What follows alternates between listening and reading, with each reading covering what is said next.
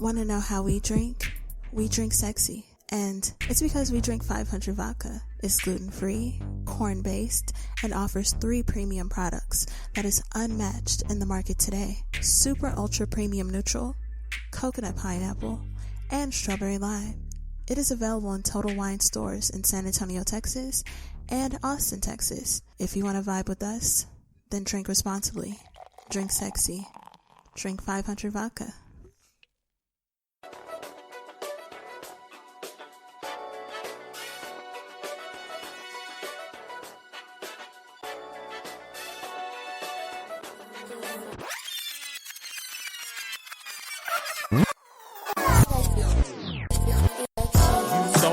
Listening to a podcast. Now you are listening to the Pimcast. You thought you were listening to a podcast. Now you are listening to the Pimcast. You thought you were listening to a podcast. Now you are listening to the Pimcast. You thought you were listening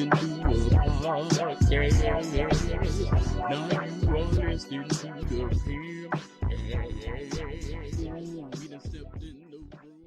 Okay, you're here with the Velvet Vibes podcast, the best podcast in the motherfucking world. We tell you this every time.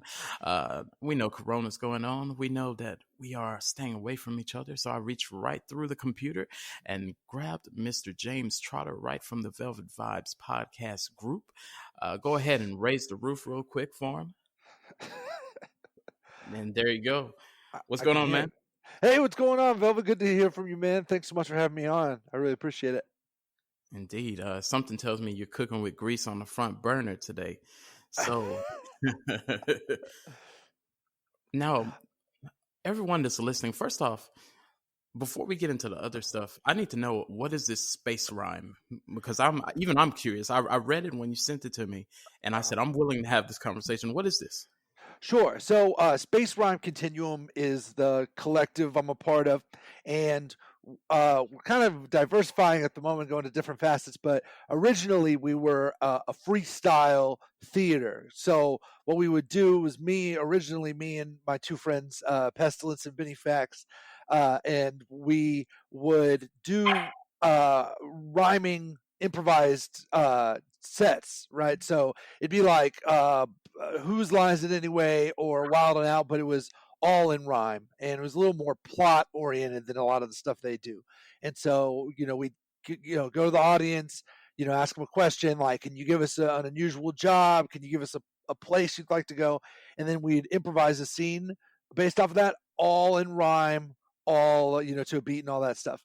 And so anyway, it's evolved though, because those 2 guys moved to different places, and so now I use the name for some other projects I'm doing, but they all base a lot around freestyle. Freestyle is kind of improvising is my core thing. So yeah, and so I've been starting a new show. I've been doing it for about the last 6-7 months, where it's just me, but I still use the name Space Rhyme because I love it so much, where I improvise stand-up comedy and then lead that into a freestyle. But it's just me, but I still use the same name. Dang, that is crazy. So so it's kind of like hip hop improv.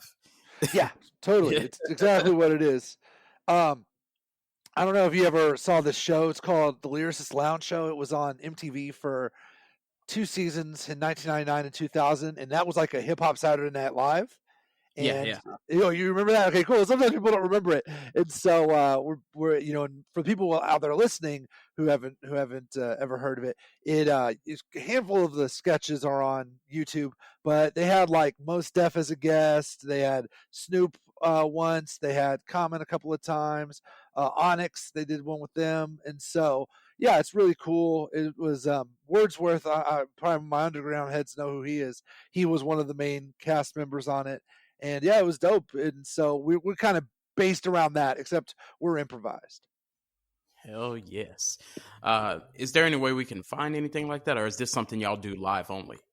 We do it live, and we've shot some video of it, but we're gonna get we're kind of we're in the process of revamping our promotional stuff whenever coronavirus hits. So it sucks because we could have maybe one of those people that people are bored in their house. They're like, hey, I need to check this out. But our stuff, we're kind of revamping our promotional stuff. So I don't know, depending on how long lockdown lasts, maybe we will be ready to go.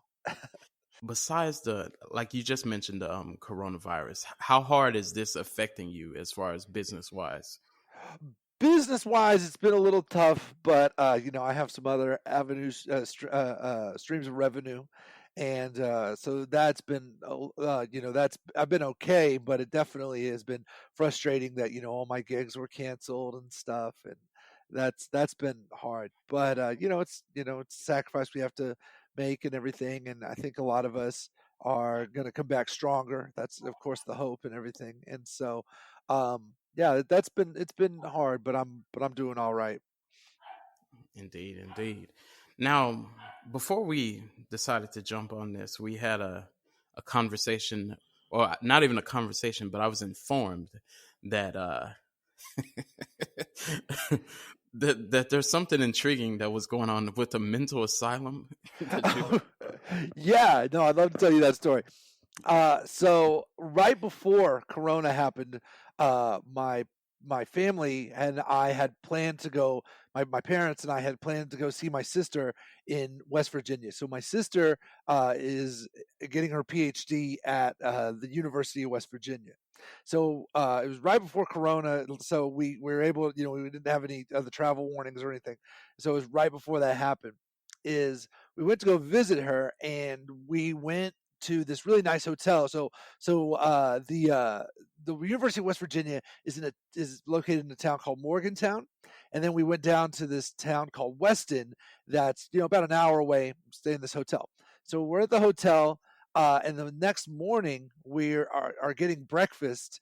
And the waitress is telling us, she goes, oh, you got to go into Weston, you got to go to Harrison's and get a chili dog, and you got to go see the glass blowing shop. It's the best glass blower. And you have to make sure you go see the Trans-Allegheny Lunatic Asylum. And we're like, what's the Trans-Allegheny Lunatic Asylum? She said, oh, it's an old mental hospital. Yeah, she's like, it's an old mental hospital, but now they do like ghost tours and things like that because everybody says it's haunted. So we're very intrigued by this thing, but we go into the town. Let me stop you for a second. Go ahead. And maybe I'm thinking too hard, but is this trans for transgender mental asylum? No, it's not. So the mental asylum dates back to I think it began construction in 1850, and it's not that. Although I think that there were, as far as like, of course, back in those days, like if someone was gay or trans, they probably did put them in there, but they unfortunately, of course, is that it meant that you went over the Allegheny River. So the Allegheny River is one of the big rivers in that area, and Okay. it probably is that people go over the river. Yeah, and then after, at some point, it changed to the Weston State Hospital. But then whenever it was closed down, it closed down in 1994. For as far as a hospital, as an asylum, it closed down, and then it was reopened with that original name because I guess particularly the phrase lunatic asylum did more to draw tourists in. So we're down there. So we're down there. We eat at the hot dog place that she recommended. Very good hot dogs. And then we go to this ice cream shop. And there's an extremely old woman working there serving us the ice cream. We mentioned that we're from Texas, that we're there visiting and everything. And she says, she goes, oh, you're going to go see the asylum, aren't you? And we're like, yeah, of course. And she goes, I worked there for 27 years. She goes, by the way, none of the stories they tell you about that place are true, okay? Not a single word of those stories are true. So we finish the ice cream. We get in the car. We drive over to the asylum, and it's amazing looking. And it's actually the largest building in the United States made of hand-cut stone. But if you check out a picture of it online, it's beautiful. Weird fact. What's it? What? I said that's a weird fact. Yeah. Well, they advertise it quite a bit, and it's at the time in like the the mid 1800s, the a lot of hospitals were like kind of constructed very beautifully. Like architecture of hospitals was very very particular. It was very high quality, and this is one of those that was just a very high quality architecture project. So it looks creepy as hell. I mean, it's unbelievably. It totally looks like what you would use in a horror movie. There's like this cast iron fence and all that, and just the way it looks, and then like a lot of it's fallen into disrepair and things. And we weren't allowed to go in at the time. Like I said, they have tours, but when we were there weren't any tours running, and so we took some pictures outside of it, all of that, and drove around it, and it was super creepy. So we're gonna drive back to the hotel, and my sister says, "Hey, see if there's anything online about any of the stories about that place." And so I found a podcast that this podcast. It's called Lore, and what they do is like he does a story like horrific historical tales. So he like finds out about things that happened a long time ago that were really scary. And he did an episode on the Trans-Allegheny Lunatic Asylum. And the first part of it is about the historical abuses, like, patients killing each other, like a nurse disappeared and they thought she just quit and didn't tell anybody. And then they found her body under the stairs 2 months later. And then the second half is about all the ghosts, all the hauntings and all the different things like that go on there. And so I was like, oh my goodness. But you know what? Here's the thing, Velvet, is that I believe that lady at the ice cream shop, that ain't none of those stories true. Ain't a word. Velvet, don't you believe none of them stories they tell you. We took good care of those people. So No. So what makes you not believe it? Oh no, I'm just kidding. I totally believe all those stories. Yeah, So I don't know about the hauntings. I don't Yeah. know about the hauntings, but the historical abuses. Because then at the hotel they had like this. We were around the pool, and we were just chatting with some other people, and there was a woman in her 20s there with her husband, and she said that her mom is a nurse, and that whenever she was young, she was doing her rotations, and that she went and did a rotation there, and that it was just insanity, that patients were in cages, that patients would tear their clothes off and walk around naked, and that they would just leave them. They would just let them walk around naked, and that the patients were always fighting each other, and that nobody stopped them. Things like Sounds that. like this place was sponsored by Pornhub. It was a little intense from what I understand. I don't know if does anyone have like a mental asylum fetish? I suppose somebody could. Yeah. Well, they have Corona porn now, so I wouldn't Okay, know. if they got Corona porn, I think that mental asylum porn probably isn't too far off. And actually, the thing about the lunatic asylum, they do all kinds of crazy stuff there. And for like $100 or $150, you can spend the night. And so my sister and her friends want to do it. I'm like, I don't know. I think I'd do it, I guess. But yeah, I think they really let you just wander around the place, do whatever. So Trotter, you have to stop fulfilling all the Caucasian stereotypes. oh yeah, would a black person never do that? Just like, hey, No. we're gonna go. No, but you wouldn't do it. Wait, come on, man. Wait, I know that you wouldn't pay $150 to go spend the night in a haunted mental asylum. Would you accept $150 to go spend the night in a haunted mental asylum, abandoned mental asylum? No, I'm good. I'm good on that. That's not a. I wouldn't expect millions off of that anyway, but 150, I'm cool. I think I can finagle that some kind of way. But let me ask you this, because this may play into why you act this way about it. Do you believe in ghosts? Because if you don't believe in ghosts, that may be why you're like, oh, who cares? Yeah, I don't really believe in ghosts. I mean, no, and I've never had a supernatural experience myself. So, Is that what keeps? Are you one of those guys? I have to see it myself, or I don't believe it unless I see it. This is what I'll say, because one thing is, particularly around Halloween, and audience members have allowed for us to have some great space rhyme sets, is I'll ask people if anyone in the audience had a supernatural experience, and then I have them, tell about it, and then we incorporate that into the freestyle. So I've heard stories. I mean, and it kind of blows my mind how many people have had a supernatural experience. Yeah. And but I think that, yeah, I mean, I don't, for me, since I've never experienced it personally, I just don't, not to say that it's not possible, but since I haven't ever experienced it, I mean, it doesn't really, So you don't believe in ghosts, and you said you only believe in it, believe in things that you see, for the most part. How would you explain? Because matter of fact, no, I'm gonna go back to what the last thing you said. You said something about a lot of people have it. I do believe in ghosts, but I don't believe everybody. I think a lot of people say they see things just to relate to others. Some people may say, "Hey, I saw a ghost," and then other people are like, "Yeah, one time my air conditioner came on and then the door closed." I'm like, "Yeah, that's normal. That happens."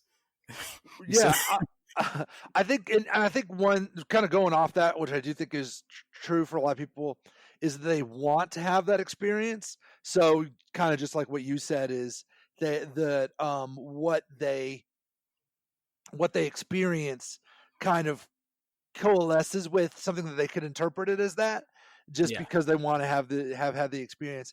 I had, and then sometimes too, like I'm thinking this was such a hilarious this is such a hilarious thing that happened, is that we there was a show here in Houston.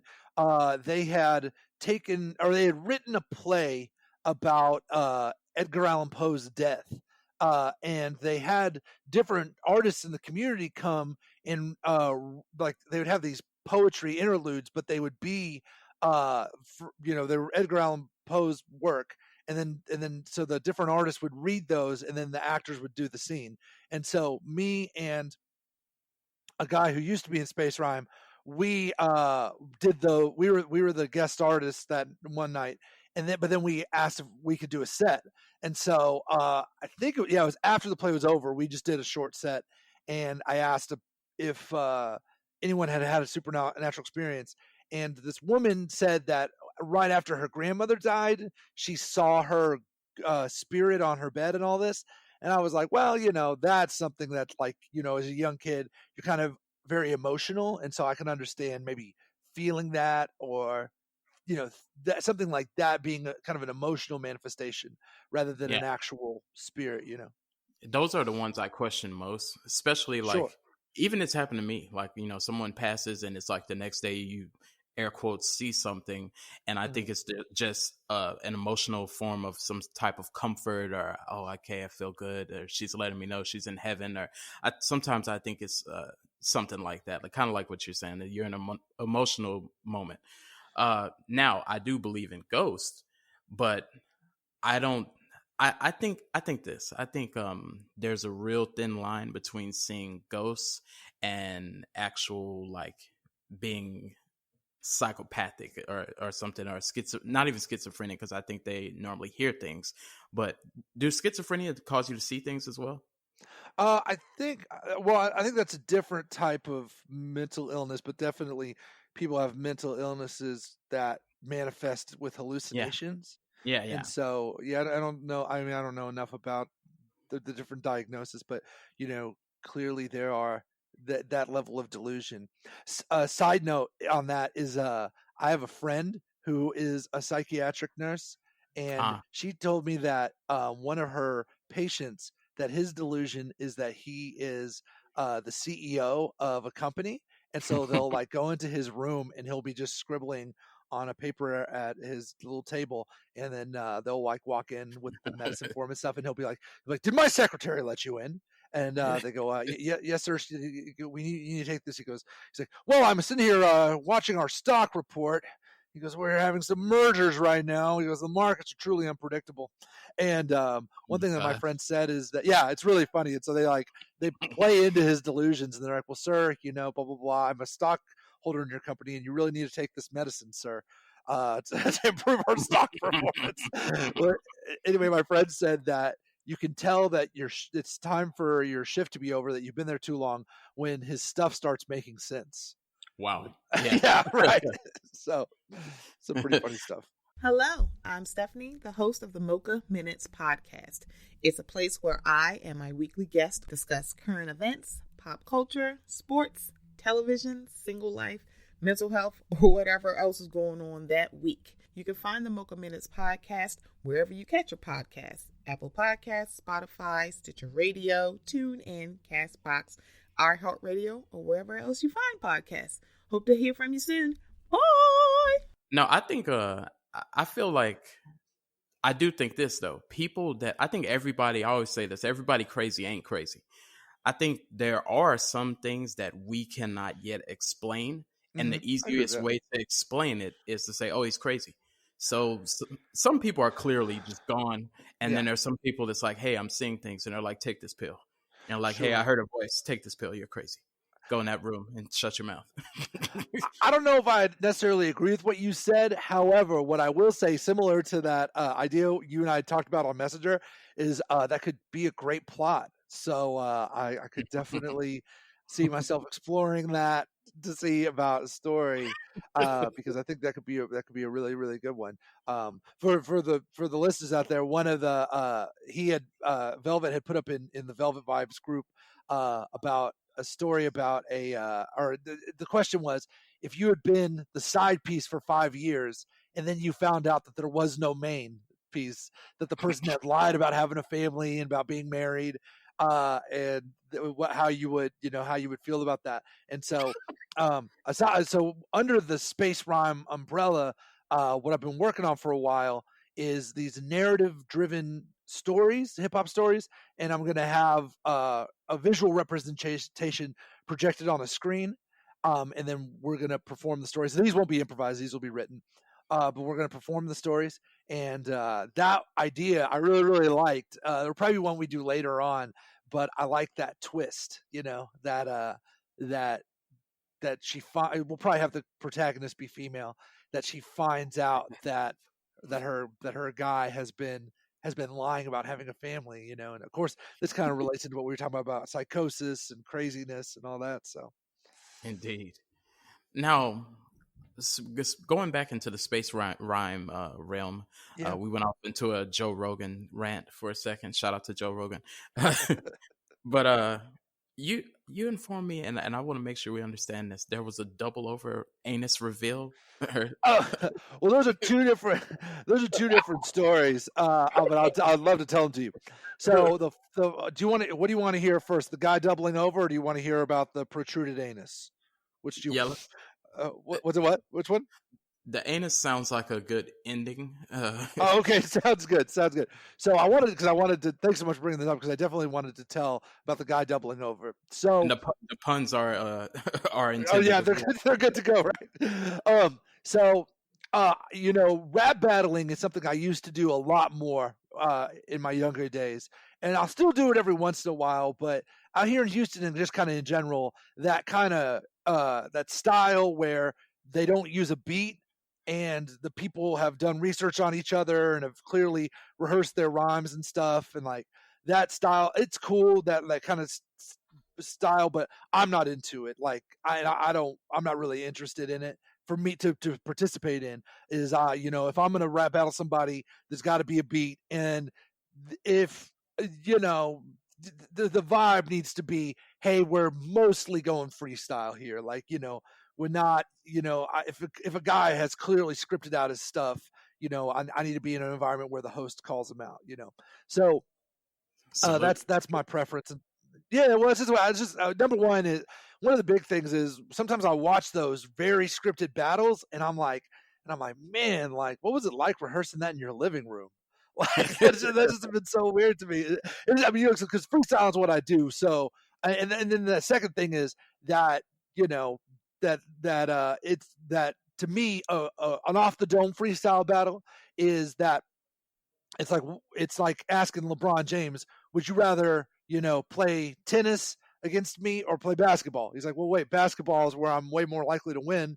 So I'm gonna do that. He's like, I'm sure LeBron would be good at tennis, but he's like, oh man, basketball is my thing. Like I'm almost guaranteed to win if I play basketball. And so You have that's how interesting parallels, I must say. yeah, well, same with me is that it's like, all right, if it's an off the dome freestyle battle, that's where I have the best chance of winning. That other stuff, I don't even have an interest in getting good at it, but I do like watching it. So they don't have those very often. Now here in Houston, they mostly do that style, that acapella style. So they were having one in Austin, and it was the style I prefer, on beat, mostly freestyle, blah blah blah. So the one thing that they did with this battle that I didn't think wasn't very smart, I wouldn't have recommended, is they told everybody who their first round opponent was going to be. So like on the flyer, they had, verses, right? So they let us know, which they probably shouldn't have done, because then you can learn about your opponent. So I'm driving up there, and my first round opponent was a guy named Darks. And so I listened to a little bit of his album. Was on Spotify. I listened to it a little bit, and he's talking about aligning chakras and being a vegan, and the name of the album was I Hope My Nephew Likes This, and all this stuff. And so I get there, he's a white dude, and he turned out to be nice, so I don't want to be like dissing him too hard. He seemed like a cool dude, but he looked like kind of like a knockoff Macklemore kind of guy. So he and I are going in the first battle, and my first line is, between he and I, there's no doubt that I'm the tighter MC. They called this dude Darks when he's whiter than me. And so that kind of set the tone, because I start going in about how, fuck him and his vegan lifestyle. And, I was like, on behalf of your nephew, your album sucks. Don't invoke his name in it. But so the last line, though, so this was in maybe like late January. The last line I said was right before the time went off, is I said, see, because I'm a lyrical Jedi, Obi-Wan Kenobi. I be running out the track like I'm straight out of Nairobi. What was the line? I go, I'm running on the track like I'm straight out of Nairobi. Oh man, I can't remember the. Oh darn. I'm running on the track like I'm straight out of Nairobi. I got a white whale of a dick. Call it Moby. God, can you please take this bitch and give us back Kobe? So the audience just erupts, because Kobe had died maybe 2 weeks before that. So the audience erupts. Darks doubles over, looks at me and goes, I can't believe you said that to me. And then I start laughing, because in my years of battle rapping, I've never seen that happen. Most battle rappers, myself included, like, it doesn't matter what you say. You could say the most terrible shit, is that we are in a mental zone where it's like, I'm not going to react. I'm not going to give him the satisfaction. And then it's like, oh my. Yeah. I mean, strategic. I mean, I would never do that. Like, you could say the most terrible thing about me. You could like say the most atrocious, awful thing, is I'm not going to react to that on stage. Yeah, he gave you 10 more points for that. Oh yeah, right, exactly. So anyway, so I beat Darks, no problem. But that moment, I just loved it. I was like, man. God.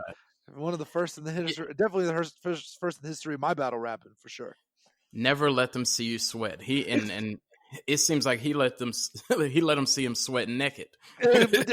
Damn near. I think, like I said, and he did turn. So one thing is, I was there with a couple of my friends from Houston, and just the difference in the way we approach it versus Austin rappers approach it is they're all like shaking hands. Of course, you can't do that anymore, but they're all like, dapping each other up, talking, blah, blah. And we're all just like kind of standing in the corner, like mad dogging them. Like, we're like, hey, it's a battle, man. Like, we can all be friends afterwards, but we came here for blood. So, they're sharing promo codes to the restaurant that they're going to go eat at afterwards. They're a little too nice. And like I said, Darks in particular, he, like I said, haven't heard his music, not to say that I would necessarily listen to Darks on the regular, but I was like, yo, man, listen, if you're rapping vegan recipes, I just don't know if a battle's for you. Like, I mean, I know that I'm sure there's a market. There's a market for vegan rap, I think. Yeah, they have organic rap now. What's organic rap? I've never heard of it. Like, they rap about organic vegetables and smoothies, and different recipes, like you're saying, but they'll try to focus on the organic ones and things like that. Oh, you gotta see me put in the banana with the kiwi. Yeah, that man Darks is with those guys, man. He is totally the vegan recipe genre. He's totally with it. And then his nephew's gonna grow up and like love to eat steak. And he's like, Oh, he's like, it's like, why are you naming your albums after me? He's like, listen, I'm a carnivore for real. yeah, exactly. He's gonna have that carnivore album coming out soon. Yeah, it's good. Yeah, then they're gonna get in a rap battle, where he's like, yeah, the hell with my uncle. I love steak, something like that. Yeah, no, that would be. He's gonna say, I want the smoke. I love the beef. Yeah, hey, listen, man, hey, beef, yeah. And then his uncle's gonna come back with, tofu filet mignon. He's like, yo, listen, you can make it out of tofu. Let me show you. Oh, yeah. Terrible, just but it's. I mean, like I said, there's a place for darks in our world. He probably needs to get rid of that name though. Whenever you're a super white dude, he's got to change his name. He's got to change his name to like soybean or something. Maybe he doesn't want to have the Eminem problem. I'm a guest in hip hop type of thing. Maybe he's just like, hey, if you hear me, you'll just think I'm black and you won't even know the difference until you see me and find out I'm white. So you just, at that point, it's too late. You already like me. So, hey.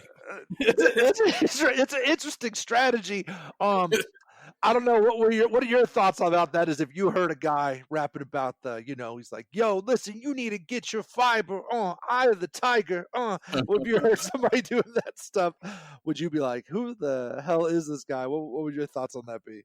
I will tell you, I have listened to a little of the organic vegetable rap. So, as far as the fiber rap and everything like that, I would have to leave that alone. If I heard that, I would take my index finger and I would quickly reach for the X in the top right corner and close that window. I will say, shout out to Darks. Keep on giving those recipes. If you or your posse's tuning in, I will be checking this out because we are in quarantine. And this might be the best time for Darks because while he's rapping recipes, I'll just sit back, tune in, get a pen and paper. I might jot them down. We'll go ahead and get the celery out and the potatoes or whatever. But as far as once this is over, me riding in a whip to some vegetable wrap, can't do it, buddy. Yeah, and then also I think he does like a meditation guide, which I think is a little, I've meditated a handful of times, and they play like that Indian style music. It's a little weird to hear, some hi hats and 808s and that, little yo, go to a deep place inside your mind. We're going on a journey. Who knows what you're gonna find? Stuff like that. So I had a line about his meditation. I can't remember what it was, but yeah, it's basically making fun of him for meditating. I can't remember what it was. So we want to know what happened with this anal situation. True to anus, absolutely. So I'm performing a space rhyme show, a solo one. You got mooned on the stage. No, I didn't get mooned. So like I said, the setup of my solo show is that I ask the audience questions.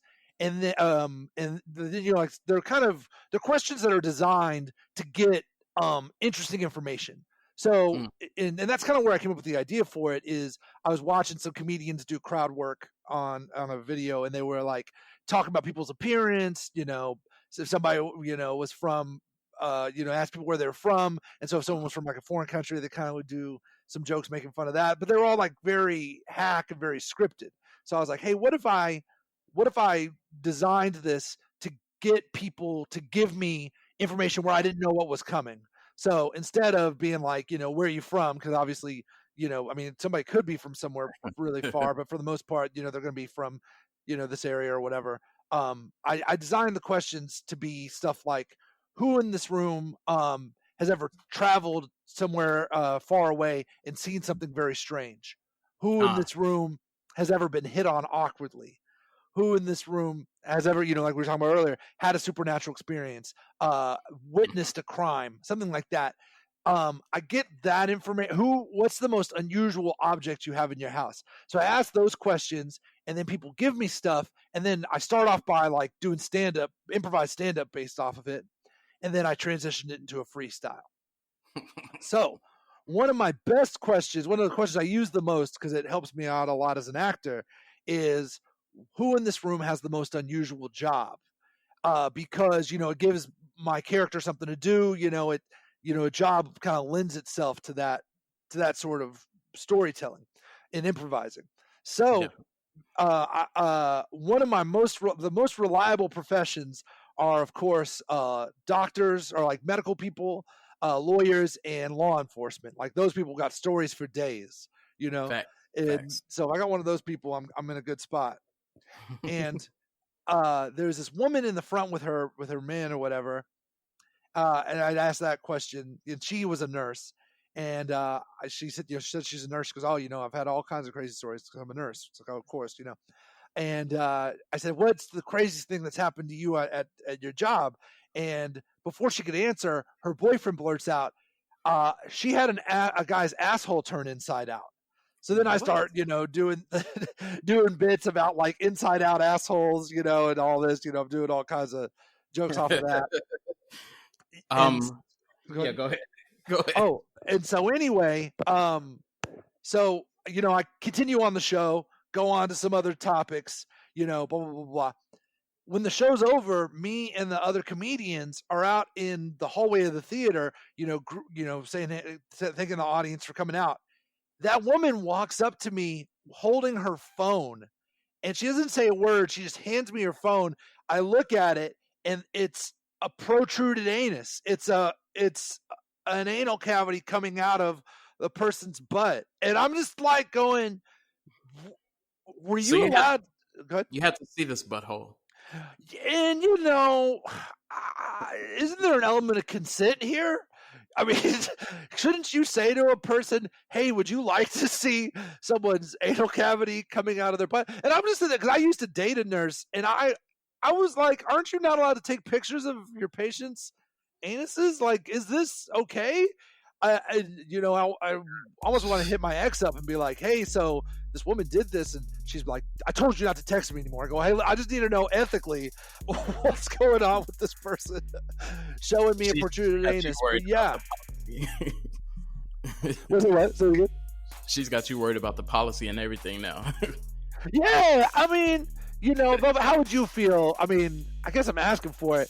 But how would you feel if somebody just handed you a picture of a protruded anus? Without asking if you want to see it. That's what I'm saying. Yeah, people will say to you, do you want to see something messed up? Do you want to see this crazy thing? I think just to hand somebody a picture of a protruded anus, I mean, it didn't shock me. I mean, I'm a difficult person to surprise and shock, but it was an odd moment for sure. I appreciate people that ask versus, yeah. Like if you're gonna just hand me that, I might just smack your device out your phone and. It's a lot, and like I said, I'm a hard person to surprise. I'm a hard person to shock, but it was certainly something I'd remember. For like, I think I'll always remember the protruded anus. Absolutely. Tell me this, Trotter. People are tuned in and they're hearing these crazy stories and they might get inspired. And we know what's going on with Corona right now, but after this is over, where can they find you? And I'm sure there's places they can find you online as well, but where can they go to see you perform as well? Absolutely. So I play in Houston a lot. I love, in Houston I have a good relationship with a lot of different comedians and theaters, and so I play this place called the Station Theater quite a bit. I play this place, the Preston Theater. They host comedy sports, and they're good friends of mine. Right before Corona, and actually the funniest, it was kind of funny how everything's turned out. I'm glad I got to do it. Is they do at comedy sports in Houston. They do a bunch of really cool shows, and one of the coolest shows they do, I say it's one of the best things to see in Houston, is called Improv the Musical. And so they improvise a musical kind of in more like a Broadway style. So they get a suggestion from the audience, and they have a really talented musician. He is mostly on keyboard, but he has some other effects he can use with his keyboard. I can imagine. Yeah, and so he so what they do is they get a suggestion from the audience, and then they go, and so it's more like a musical play where they're doing they're like acting and being characters, and then the characters break into song. And so it's, every time I've seen it, I've just been blown away, because it's, some of the jokes in it that they come up with, I'm like, man, that bit is funny enough to be in a movie.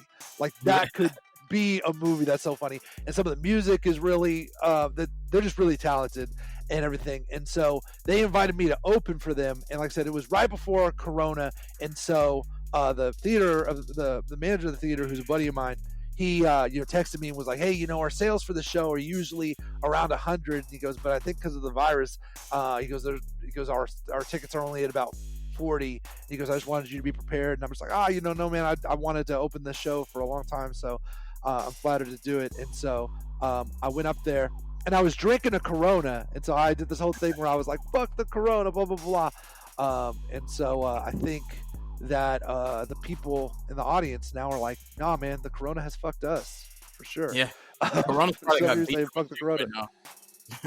Yeah, Corona's coming for me. It's like, listen, James, it's gonna be a slow roll, but it's coming for you. It's coming for you. Hope You not, might want to man. watch the internet, because it may drop a diss. A diss track. You know what? As far as keeping it on wax, Corona can bring it. As far as messing with my respiratory system, nah, Corona, that's on you. I mean, I'm scared of you. I'm scared of you in that respect. But diss wise, nah, man, I'll take on that virus if it's on wax.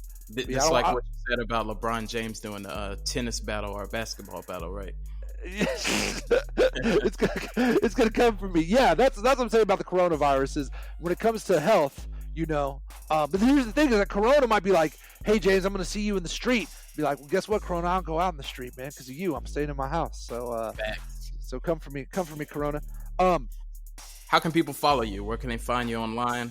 Absolutely, the best place to follow me, where I post the most, is my Instagram, at Space Rhyme. So yeah, that's the best place to follow me. And all one word. Any funny spelling?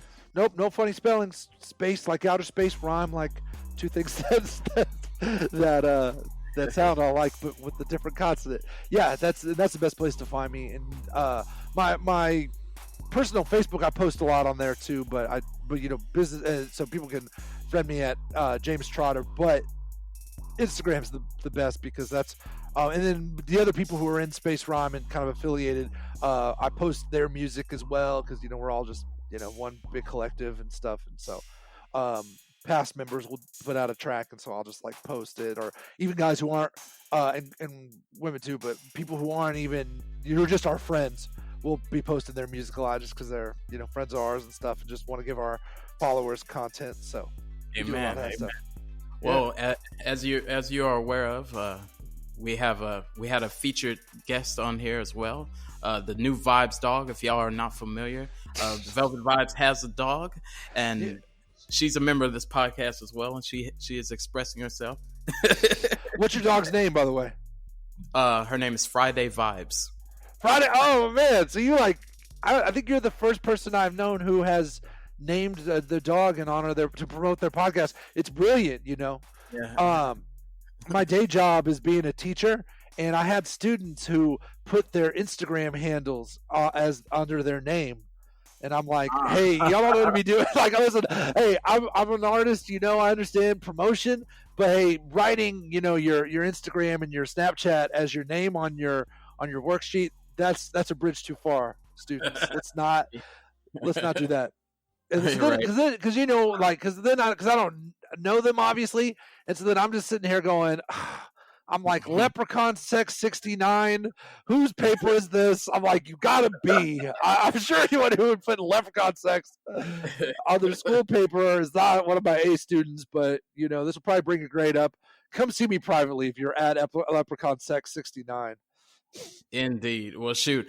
Like we always say to everybody, if y'all want to call in, y'all got some feedback for Dr. Trotter, hit us at 210-580-4326. You leave us a voicemail. You can say you love it. You can cuss him out. You can say you want to diss him. You want to battle him. If you want to battle me, I'm just going to refer you to him, and then he'll stand in my honor. If you have any questions about this podcast, or you want to be on the podcast, so you can hit us at 100%velvet@gmail.com. If you want to pet my dog, wash your hands, and we'll see you in about a year. We'll make sure this is all the way over, and pet her with a glove. No glove, no pet. I like all these precautions, man. You're being very, very safe for sure. I appreciate it.